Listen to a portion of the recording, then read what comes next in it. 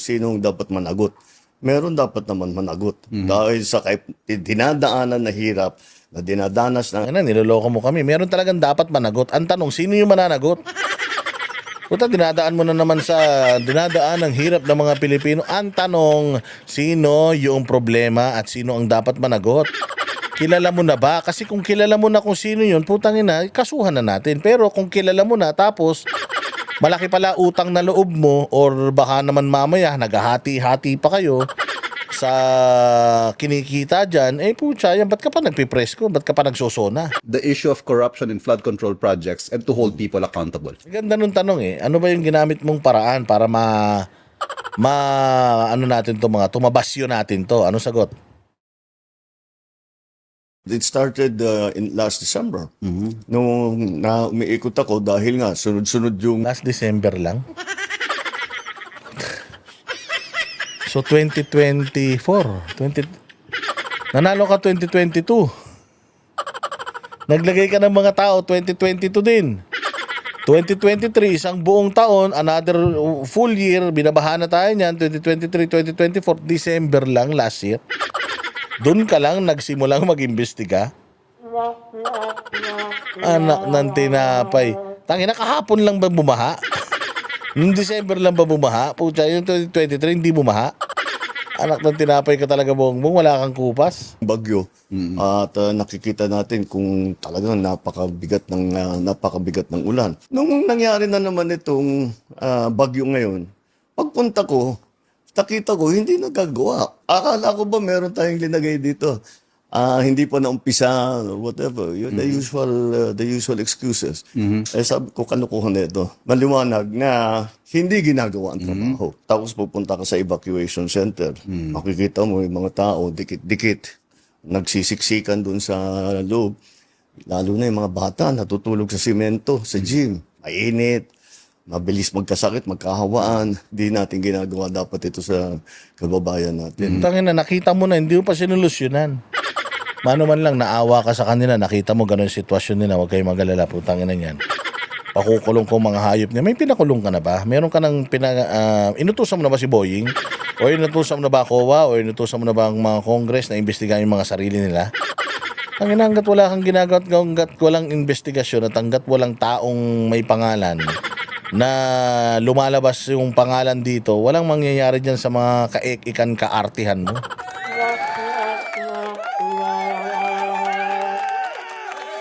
Puro style bulok lang yan, sir. Puro style bulok lang yan. Tingnan natin, sabi nga dito, meron na daw siyang listahan ito daw, meron na daw siyang listahan ng mga sino-sino ba ito? Sige nga.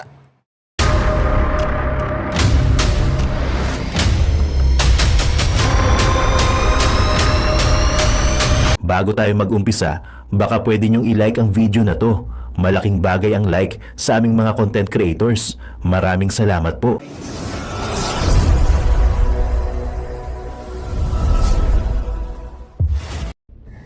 Boom! Yun guys, magandang araw sa inyo. It's me again, boys. Sa atin sa membro ng Banoteros Vloggers. Ayan mga kababayan, ang lupit ng preview natin. Tinatanong ni BBM, sino ba ang mananagot? My God! Baka ikaw, presidente. Eto na. Naglabas na ng listahan si Marcos Jr. Sino kaya unan sa listahan mga babayan? Hulaan nyo. Dapat panoorin tong video na to kasi mahalaga to. Baka hindi mo pa to alam. Nagsalita na. Marami nang sinisisi si BBM about sa pagbaha. Sa inyo bang lugar mga kababayan? Sa inyo, Mare? Baha ba dyan? Panoorin mo to. Kasi si BBM marami nang ipapakulong. No?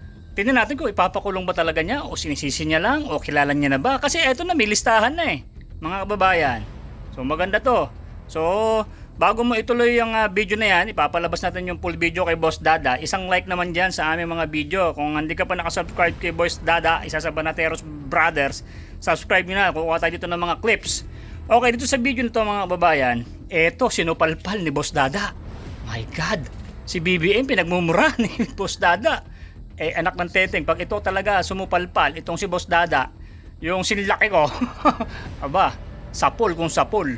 Biro nyo naman mga babayan, ha? Ito sa video na to, sabi ni BBM, ni Bongbong Marcos, no, dapat ay merong managot. Dahil nagpunta raw siya sa mga evacuation center, sabi niya ay kawawa yung mga kababayan natin na mga nag-evacuate. Oh, may dala ka bang sardinas doon, BBM? Nako. Dapat dyan solusyon. Solusyonan mo. Sino ba yung mga kinukuha mo mga kontraktor? Mga congressman din naman yata yung mga kontraktor mo. Syempre, kukurakutin yan. Palagay ko dito, kaya ewan ko ito sa listahan na to, mapapanood nyo. Palagay nyo kaya to, tatanggalin ni BBM o kakasuhan, ipapakulong, or baka hindi niya to pakulong kasi meron siyang kickback? Question mark. Grabe, no? Oo, noong nakaraang taon lang yan. Kailan ka ba umupo? 3 taon na. 3 taon na, Mr. Bongbong Marcos. Ano bang nangyayari sa Pilipinas? O mas maganda sa listahan na yan, ikaw ang unang-unang matanggal kasi ikaw presidente. No? Kung si Tatang Digong lang yan, wala nang preskon yan. Tatanggalin na kaagad yan. Pagbabayarin niya na yan. Ay nako, ano bang nangyayari? So dapat talagang wala nang Marcos sa 2028. Nako, wala na. Hindi na makakabalik ang Marcos. Marami naman na silang pera, doon na lang sila sa iba-ibang mga lugar. Hindi na lang kayang ubusin yan. Kahit tumanda pa sila ng husto at mawala na sila sa mundo, hindi pa rin nila kayang ubusin ng kanilang pera. Marcos yan, mga kababayan. Daming ginto niyan. Kaso ginto ng Pilipinas, pinagbibenta rin. Naku po, Diyos ko. Mga kababayan, kayo na humusga rito kung gusto niyo pa bang ibalik si Marcos or ang mga iba pang kaalyado ni Marcos pagdating ng 2028 election. Mga kababayan. Bibiruin mo ba naman? Unang preview pa lang, narinig nyo na. Yung mga nakakagigil, di ba? Nakakagigil. So mga kababayan, nabitin kayo sa preview ha. Umpisahan nyo to pagkatapos ko magsalita. At paki-like naman to, no? Baka naman konting isang like naman, wala naman bayad dyan, kahit piso, kahit isang sardinas. Pambili natin sardinas yan. At huwag nyo pong i-skip yung ads kasi pantulong natin yan kasi meron tayong mga charity works. Kung hindi nyo napapanood, andun sa page ko, yung Aero Mental Guard Main. At maraming salamat po mga kumari ko dyan, mga nanonood at mapakabilis mag-like ng video na to. Nakita nyo ba yan si Tatang Digong? Nakita nyo ba yan si BP Sara? Yan ang kailangan sa 2028, no? Hindi na yan maninisi. Susolusyonan niya na kaagad. Pag nakita niya ang mga kababayan natin sa evacuation center or ano man ang mga problema, solusyon agad, alang sisihan. Itong si Bongbong Marcos, puro na lang sisi sa Duterte. Hindi na nga nakaupo si Tatang Digong, pinakulong nyo na nga. Hanggang ngayon, siya pa rin sinisisi nyo. Sa lahat ng may kasalanan, siya. Anak ng tipaklong, 80 anyos, ginaganyan nyo pa. Makakarma talaga kayo. Lahat ng mga congressman dyan, ng mga kontratista, lagot kayo kay Bongbong Marcos, nasa listahan kayo. Mga babayan, ganda ng may listahan to. Tingnan natin kung sino ba unang-unang sa listahan. Kung si Bongbong Marcos ba ang una sa listahan. So ganito, bisa na natin, baka sabihin nyo, dal ko na naman. So panoorin nyo to mga babayan, pag nagustuhan nyo, hanggang sa dulo, pakilike naman. At kung hindi ka pa nakasubscribe, subscribe ka naman dyan, besh. O ano pang hinihintay mo, boy? I-play mo na yan. Let's go. Boom. Maganda yung kay Jinggoy, yung kanyang interpellation kay Jinggoy. Kasi patay mali siya pa to si Jinggoy. Hindi ko alam kung bakit naglalaro pa sa dalawang ilog. No, kasi sinabi ni Jinggoy na yung nga daw corruption, ganyan, yung mahiya naman kayo, sabi ni Pangulo. Yung sinabi ni Pangulo na mahiya naman kayo, itinapik nung dalawa, itinapik ni tawag diyan, itinapik ni Marcoleta at saka nito ni Jinggoy Estrada.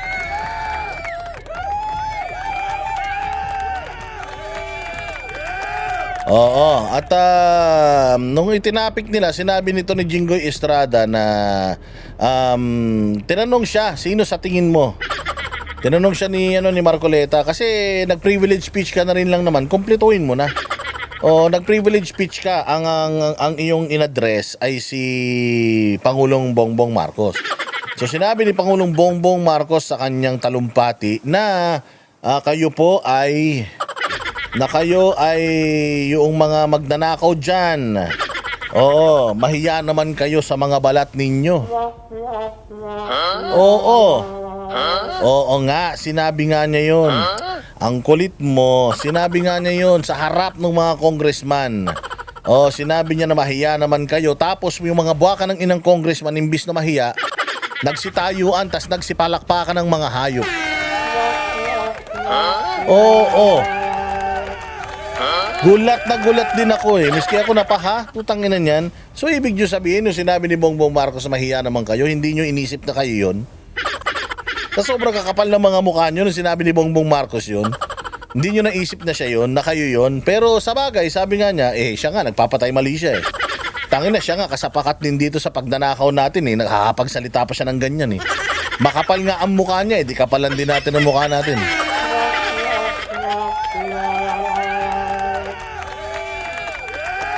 Oo, meron kasing parang hindi naman malaking debate. May maliit na debate na naganap diyan sa Senado. Sinabi nga ni Jinggoy Estrada, sabi ni Jinggoy, ano yun natin? Ano ba yung maingay? Yung kalsada pala.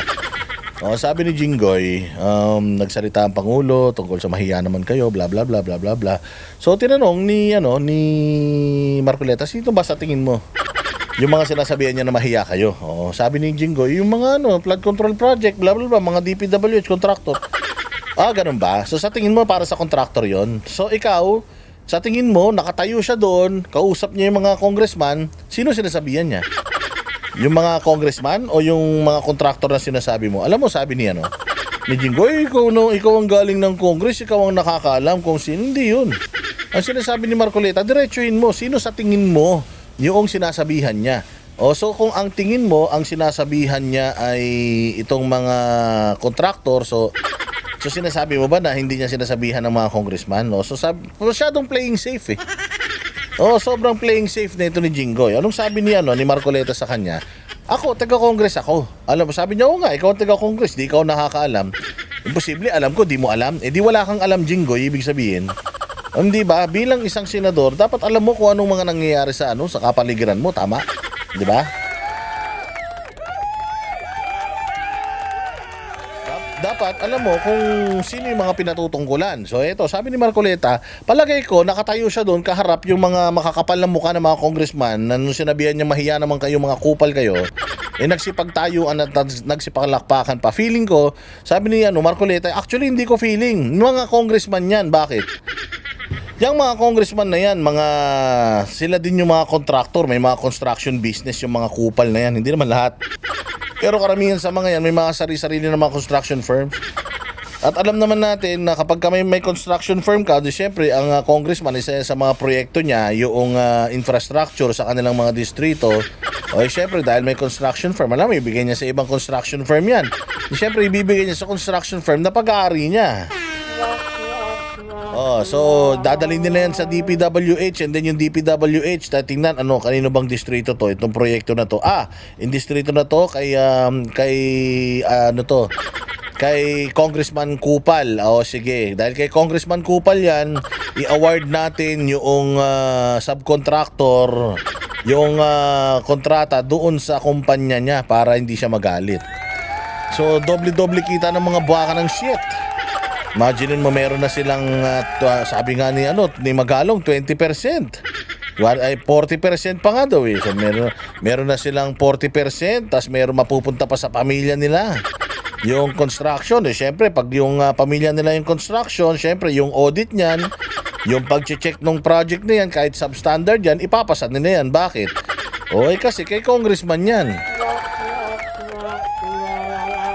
Kaya nga sabi ko, sino ang pinupuntirya na ang gobyerno ngayon? Ang pinupuntirya ng gobyerno si Inday Sara.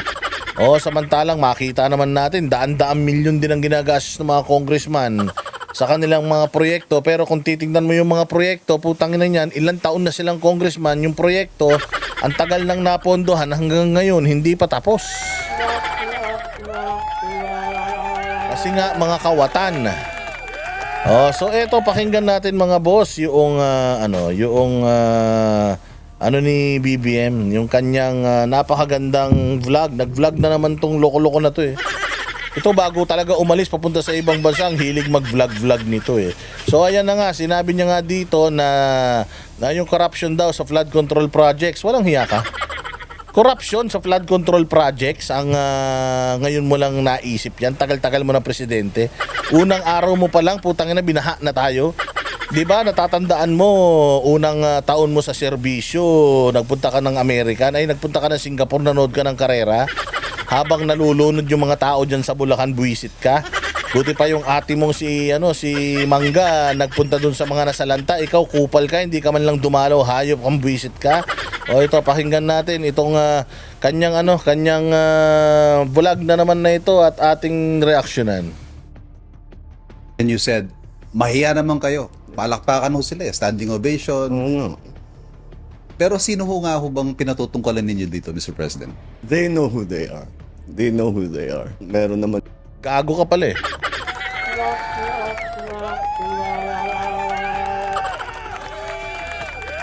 Ang linaw-linaw ng tanong. Ang linaw-linaw ng tanong. Sino yung pinatutungkulan mo? Puta, ang sagot, they know who they are. Sabihin mo na kasi kami-kami yun. Kami-kami yun. Ano ka ba? Anak ng putya ka, bongbong. Imaginein mo, ina-address mo yung corruption at pinapaalam mo sa Pilipino na may korupsyon. Tapos hindi mo kayang sabihin kung sino yung mga corrupt na yon. Putang ina, anong klase ka?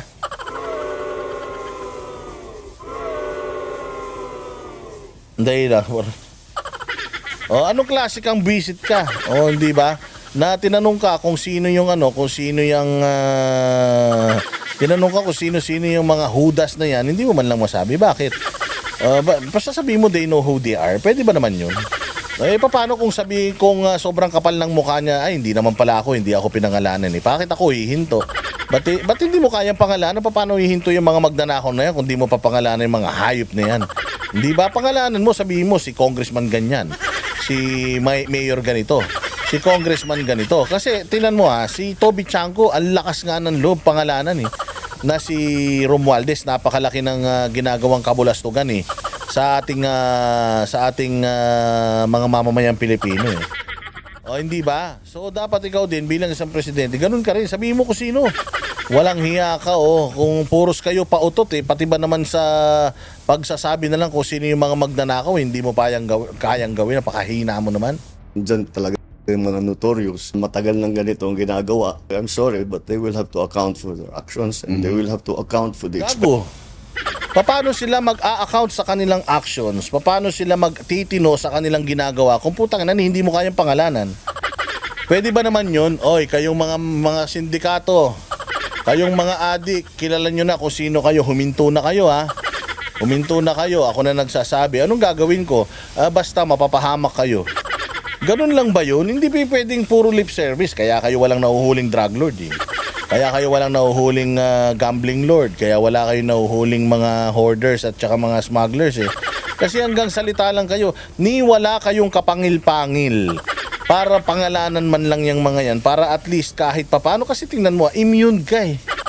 Bongbong Marcos, immune ka to all suits. Diba? Hindi ka nila pwedeng idemanda. Oo, pero pwede mong sabihin kung sino sila, bakit. Tangina, kung talagang concern ka sa bayan mong Pilipinas, i-expose mo sila sa Pilipino para huminto sila sa mga pinaggagawa nila. Para i-lifestyle check sila ng mga Pilipino at ang Pilipinas ay mag-imbestiga ng sarili nila. At tingnan kung anong klaseng buhay meron tong mga puke ng ina nito. Oo, bakit ang lalakas ng loob magnakaw sa kaban ng bayan na hindi inaaresto? Paano arestuin? Hindi nyo tinutukoy. Tatandaan nyo si Pangulong Duterte, binanggit niya yung 5 pangalan ng mga general na involved sa droga. O hindi ba? Binanggit niya yung pangalan ng mga involved sa droga. Anong ginawa nung 5 na yon? Nagpaliwanag sila. O yung 5 na yon, sinabi nila na hindi kami nagtitinda ng drugs. Hindi kami ganito. Yung iba nga, tumakas pa ng Pilipinas. Bakit tumakas? Kasi nga, guilty. Anong kinakatakot mo, Bongbong? Bakit hindi mo masabi yung pangalan nila? Kung ang kinakatakot mo, baka idemanda ka nila, tanga. You are not, kung pwede ka lang idemanda, matagal ka nang dinimanda sa katangahan mo. Pero dahil nga you are immune sa kahit na anong suits or kaso, hindi ka pwedeng idemanda, dapat ginagamit mo na yung immunity mo na yan. Kung sino yung sa tingin mo, you have all the intel funds. You have all the money to identify these people. Dumadaan sa'yo lahat ng mga intelligence report ng mga intel community. Hindi ba dapat pag may dumaan sa intel, you verify it, at pag na-verify mo, O edi sabihin mo, itong tao na to, itong tao na to, itong tao na to, di umano. Itong mga tao na to, paiimbestigahan ko dahil lumabas ang mga pangalan nila dito. It's about time na ipagtanggol at ipaliwanag nila yung mga posisyon nila ngayon pa lang. Kung magpa-interview sila sa media, bahala sila, basta iimbestigahan ko sila ngayon pa lang, magpaliwanag na sila. Matindi tong hawak kong intel. Ay, bakit? Eh, di ba si Remulla ganyan din? Si Remulla wala pang ang ginagawang kaso, wala pang ang kasong isinasampa eh. Nagbi-build up pa lang ng case. Meron ng meron na kagad siyang taong pinatutungkulan. Oo, kapag si Pangulong Duterte, kapag si Pastor Kibuloy, kapag si Tebes, kapag si Bantag, ang bilis niyang tinutukoy. Oo, bakit? Kasi kalaban niyo sa politika. Oh, pero kapag mga kakampi nyo, hindi nyo kayang tukuyin. Bakit? Para makatakas? Hindi nyo kayang tukuyin para medyo bawas-bawasan nila yung pagnanakaw nila, ganon? Tangina Bongbong, ang tagal mo nang nananakot, wala nang natatakot sa'yo, sa totoo lang. Oh, tinakot mo yung mga drug lord, dumami lalo drugs. Tinakot mo yung mga smuggler, lalo sila nag-smuggle. No, hindi ba tinakot mo yung mga hoarder, ang mahal pa rin ang presyo ng bigas. Ngayon, sino naman tinatakot mo? Yung mga kawatan sa Congress na sila din yung nagpapaikot ng mga kontrata patungkol sa mga flood control, sa mga pagsisimento ng kalsada at kung ano-ano pang infra. Oo, magsabi ka kung sino, kung talagang totoo ka sa layunin mo na ipakulong tong mga to as early as now, sabihin mo na kung sino para alam na natin pare-pareho. Ay, sasabihin mo, ayaw mo masira eh. Ayaw ko masira yung kinabukasan nila. Oo, ayaw ko masira yung mga pamilya, baka ibabash yung mga pamilya. Putang ina, naisip nyo ba yan doon sa mga pamilya na binwisit nyo at hinayop ninyo na yung mga vlogger nga, kung tawagin nyo, narco-vloggers eh. Kung tawagin ninyo, funded ba ng China kahit wala kayong information at intel tungkol doon. Tapos ngayon, apektado ang sambayan ng Pilipino dahil sa hindi nyo kayang sabihin kung sino yung mga kawatan na yan. Anong klase kang presidente? Dapat sa'yo, wag ka na magpresidente kahit barangay chairman, hindi ka pwede, wala kang betlog eh. Expenditures that they have made na hindi natin nakikita kung ano yung naging resulta. Sa ngayon ho, ito'y warning, ito'y order to conduct an audit, to hold people accountable. Ang tanong ho siguro ngayon, is President Marcos going to... Ano na naman sinabi? So ang sinasabi na naman nito na, so is this a threat?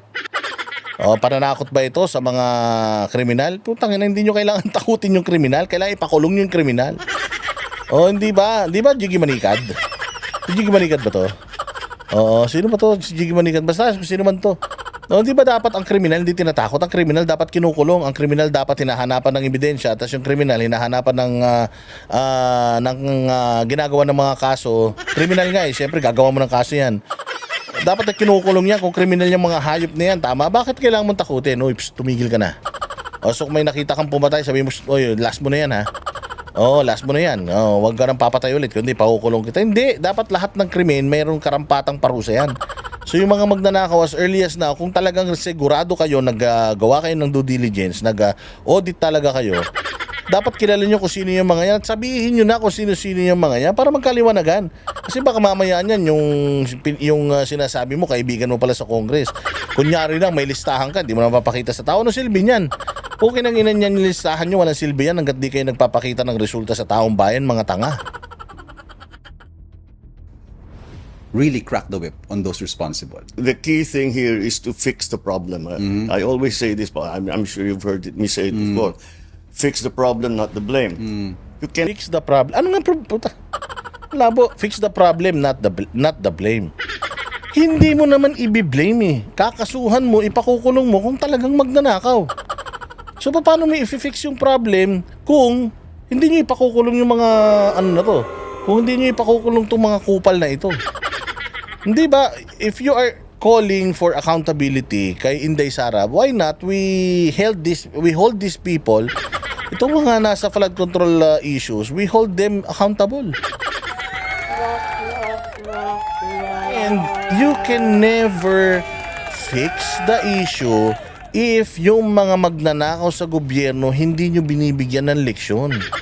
Hindi dito issue, Bongbong Marcos, yung baha lang. Yun yung resulta nung kademonyohan nyo pare-pareho.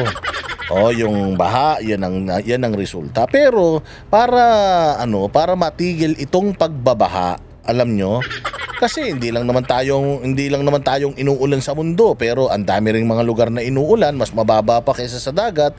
Hindi nagbabaha. Bakit? Kasi nga yung mga proyekto nila, yung pera ng taong bayan napupunta talaga dun sa proyekto, at yung mga proyekto talagang pinaghirapan ng mga inhinyero.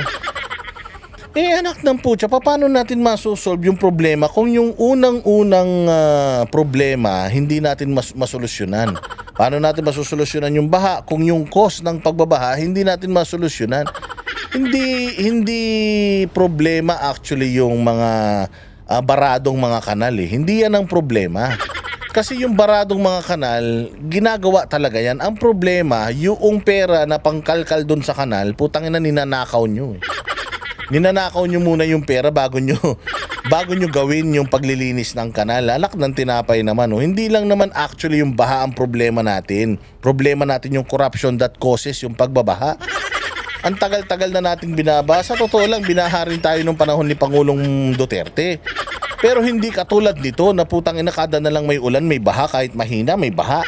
Tapos bilyon-bilyon pa rin yung perang ginagastos ninyo sa flood control projects ninyo, pero normally ganun pa rin, wala pa rin nangyayari kahit bilyon-bilyon yun yung tinatanong natin, sir, saan napupunta at kung ninanakaw ito, hindi ba dapat unahin natin pag-solve dun sa problema ng pagnanakaw? Di ba dapat yun yung inuuna natin, bitayin yung mga hinayupak na yan? Not fix the problem without knowing who to blame. Yes. So one thing follows. Let us not fix the problem if we do not know who to blame. Akala ko ba kilala nyo? Akala ko ba alam nyo?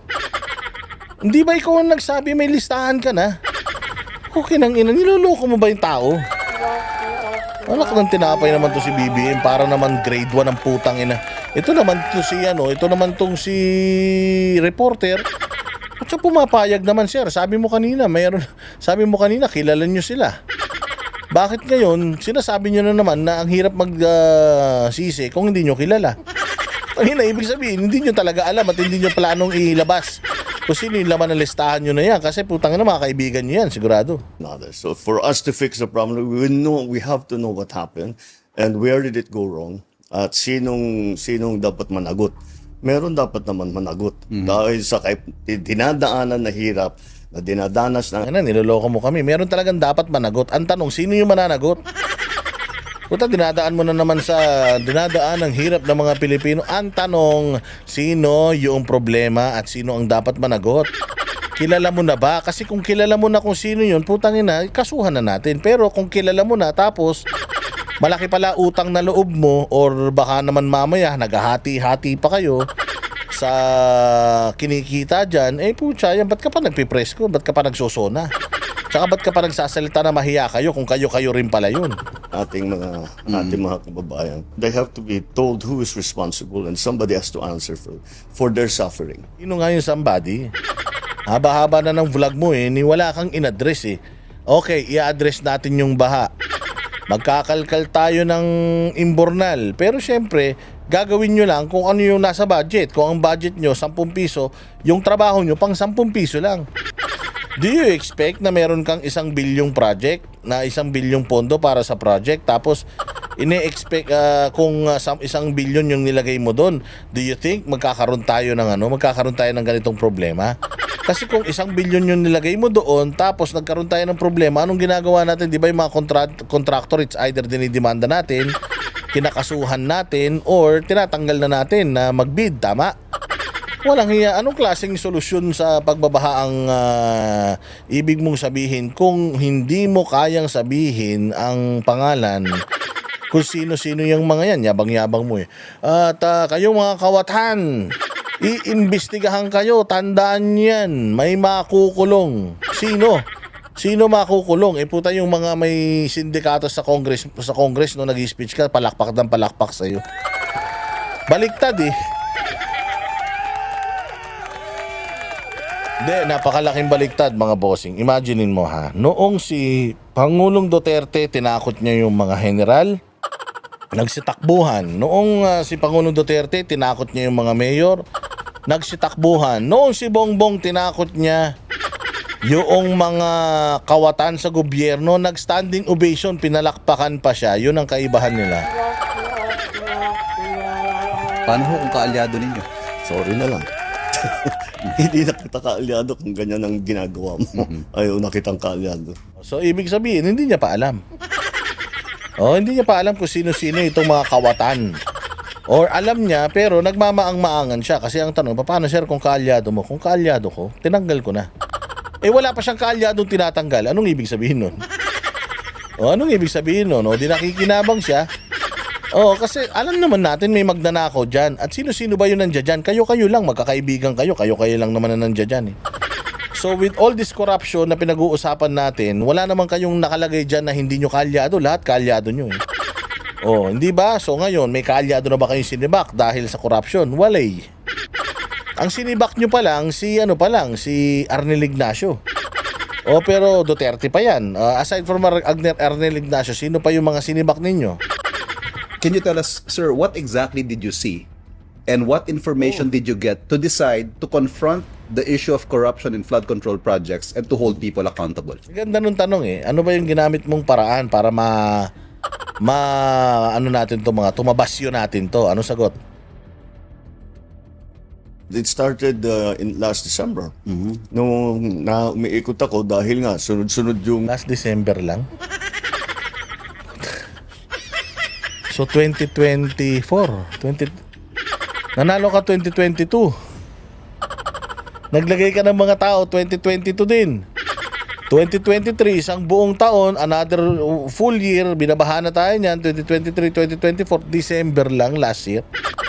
Doon ka lang nagsimulang mag-imbestiga. Anak ng tinapay. Tangina, kahapon lang ba bumaha? Noong December lang ba bumaha? Pucha, yung 2023 hindi bumaha. Anak ng tinapay ka talaga, Bongbong, wala kang kupas. bagyo.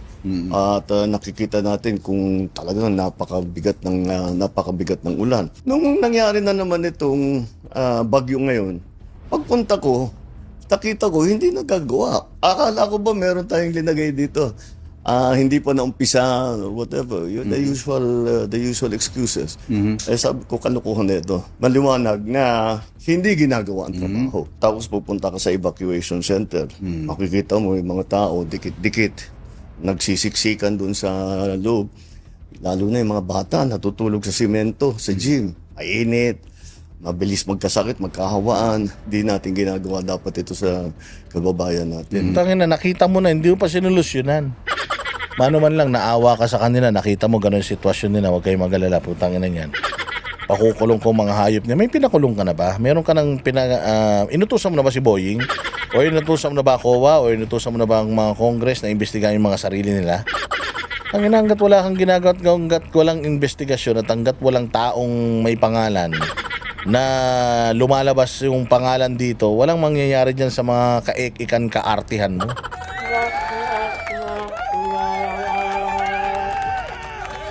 Puro style bulok lang yan, sir. Puro style bulok lang yan. Tingnan natin, sabi nga dito, meron na daw siyang listahan eh. Ito daw, meron na daw siyang listahan ng mga sino-sino ba ito? Sige nga. Ay, wait lang, di ko pala napakita ito. Ibinunyag naman po ng ating Pangulo ni PBBM na hawak na niya ang mga pangalan ng mga sangkot sa katiwalian sa mga flood control projects. Sa podcast interview na inilabas kahapon po sa kanyang vlog, sinabi po ng ating Pangulo na hindi palalampasin ng administrasyon kahit pa mga kalyado ang sangkot sa mga anomalya na nagdulot po ng mababang kalidad ng mga proyekto ng gobyerno. Handa rin naman nung ilagay sa blacklist ng gobyerno ang mga kontraktor na makikitang hindi naging maganda ang trabaho. Narito po ang bahagi ng pahayag ni Pangulong Ferdinand Marcos Jr. Sorry na lang. Hindi na kita kaalyado kung ganyan ang Ito patawa-tawa eh, no? Kala niya yung problema ng Pilipinas makukuha sa pa-cute niya, hindi naman siya cute. Unang-una sa lahat, hindi naman siya mukhang mabango. Hindi naman siya gwapo. Tapos pabago-bago pa isip. Itong tao na to. Alam mo, the more na tinatry mong maghanap ng maganda dito sa tao na to, wala kang makikitang matino eh. Lahat puro kabalbalan yung makikita mo. Hawak na daw niya yung listahan, pero pag tinanong mo, wala, nag-iimbestiga pa sila. Hawak na daw niya yung listahan, pero pag tinanong mo kung sino-sino, mahirap naman magbintang ng wala ka pang ebidensya. Pukin ang ina niyan. Hawak mo na yung listahan, tas wala ka pang ebidensya. Ano ba talaga? Tangina, kababuyan talaga tong ginagawa ninyo sa Pilipinas. Ang ginagawa mo. Ayaw nakitang kalyado. We already have some names that are coming up that will be, first of all, corporations that mga contractor na talagang kitang-kita na hindi magandang trabaho nila. So, we will put them on a blacklist. Hindi na pwedeng, hindi na sila pwedeng magkontrata sa gobyerno. Ba't hindi mo sabihin kung ano yung mga pangalan ng mga yan? Para at least magkaroon na kami ng listahan din ngayon pa lang, tapos titingnan natin kung sa mga susunod na mga proyekto nagbibid ba yung mga yan. 'Di ba? Sabihin mo na kung sino, kasi bakit sinasabik mo pa yung tao unless wala talaga mga bossing. Wala talaga siyang listahan, pero pinaaasa niya kayo na meron siyang listahan para kunyari may mangyayari. Pero tandaan ninyo ha, last year, yan na yung speech ng kupal na yan. 5,500 flood control projects. Ang natapos nila nung tinanong kinaumagahan, nabangga ng barko. Na-overwhelm yung baha. Hindi ko lang kasi maintindihan parang hindi ko alam, Bongbong kasi sinabi mo ipunin yung baha, hindi mo naman sinabi na gagawin mong ipunan yung Metro Manila.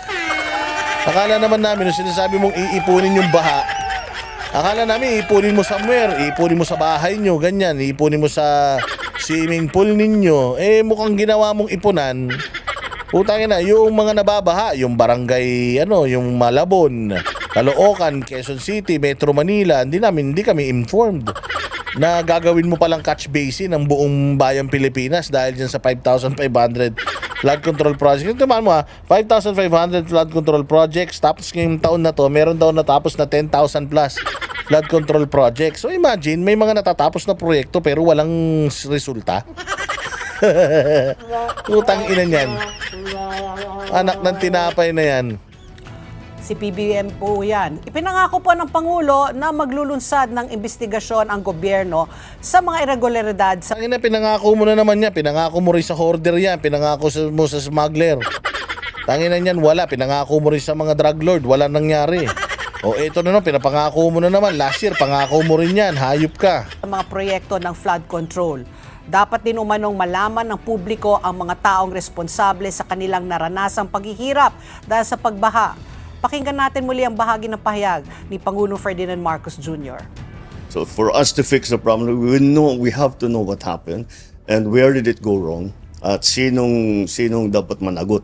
Meron dapat naman managot dahil sa dinadaanan na hirap na dinadanas ng ating mga kababayan. They have to be told who is responsible and somebody has to answer for their suffering. Nilinaw naman po ng Pangulo na hindi ang Department of Public Works and Highways o ang DPWH ang magsasagawa ng investigasyon. Pero hindi pinangalanan ng Pangulo kung anong ahensya ang magsasagawa ng investigasyon. Imagine, even the agency who's gonna handle the investigation, secret. Tangina niyan, baka yung resulta nito secret din. Sino yung mga involved? Secret. Sino yung mag-iimbestiga? Secret. Anong mangyayari sa investigasyon? Secret. Okay, ina niyan. Gunggong talaga ang putang ina, tapos pinapalakpakan na naman. Ay, ewan ko ba mga Pilipino, sa totoo lang, tangina, kailan pa kayo matututo? Kailan nyo pa pananagutin itong tarantadong ito? Na walang ginawa sa buhay ito kundi pestehin ang bayang Pilipinas. Napakasinungaling. Kala mo nagtotoong isang kupal puro secret. Adik ka ba? Secret. Papadrug test ka? Secret. Sangkot ba yung asawa mo sa krimen sa Amerika? Secret. Nakdang putang ina, puro secret. Ano yan? One down secret? Investigasyon na magsisilbing daan para magsampa ng kaso laban sa mga opisyal ng gobyerno. Inilabas rin umano nila ang mga pangalan ng mga sangkot sa mga tiwaling proyekto para malaman ng publiko. Magkakaroon din po umano ng mekanismo para magsumbong ang mga tao. Narito muli ang pahayag ng ating Pangulo. Hindi talaga DPWH. Hiningi lang natin, hindi nang hiningi. Kinuha na natin yung listahan. Kaya yung mahalaga doon sa aming pinag-usapan na isa sa publiko natin. So malalaman ng tao, yung tiga doon, Kailan? Kailan malalaman? Secret. Tang ilan ng podcast to. Walang silbing putya. Barangay 1, 2, 3, I'm sure marami magsusumbong dyan. Handa rin umanong kasuhan ang mga kontraktor na gumawa ng mga substandard na proyekto. Pakinggan natin po ang sinabi muli ng ating Pangulo. Number 2, lahat ito, yun na nga, kakasuhan. Kakasuhan yung mga substandard na proyekto. Pwede ba yung mga substandard na utak? Pwede rin. Yung mga substandard na congressman, pwede ba kasuhan yan? Substandard na senador, lalong-lalo na yung substandard na presidente, pwede ba yan? Oo, kasi putang ina, kinuha natin presidente, parang segunda mano na sira pa eh.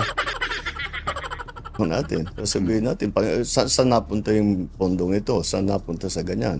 Pag hindi sila makapag-explain na mabuti, we will have to take it to the next step. Samantala, hinikayat po ng Department of Interior and Local Government Napakalambot. Wala nang laman yung zona niya, yung post-zona niya na podcast, wala pa din laman. Putang ina niyan, diyan mo makikita na yung utak niya wala talagang laman. Walang plano tong tarantado na to, kaya nga sabi ko nga eh. Ang tiis-tiis na lang, sabi din naman ni Bastay, tiis na lang, 2 years na lang yan, konting tiis na lang. O, pagkatapos nitong taon na to, sigurado tayo magbabago na rin yung, siguro magbabago na yung landscape. Abangan na lang natin kung sakaling matapos tong taon na to, at 2026 na, tapos 2028, abangan na lang natin kung baka mga 5 piso na lang iniwan nila kay Inday. At yun na nga mga kababayan, ano na ang masasabi mo? Kung mayroon kayong hinaing at komento patungkol sa balitang ito, please comment down below. Pag-uusapan natin yan sa comment section. At kung nagustuhan nyo ang video, ay huwag kalimutang mag-like at i-share na din para mas marami pang makaalam at umabot ito sa marami sa ating mga kababayan. Maraming salamat po. Mabuti pa ang sardinas may label. Tayo, wala. Nay, ito na yung bayad ko sa isa, ano? O, kunin mo yung isa. Isa muna, iyan, no? Tapos, isa pa, di ba? 4 dapat na sardinas, eh. Yan. 3 na. Pang-4 na sardinas. Okay na.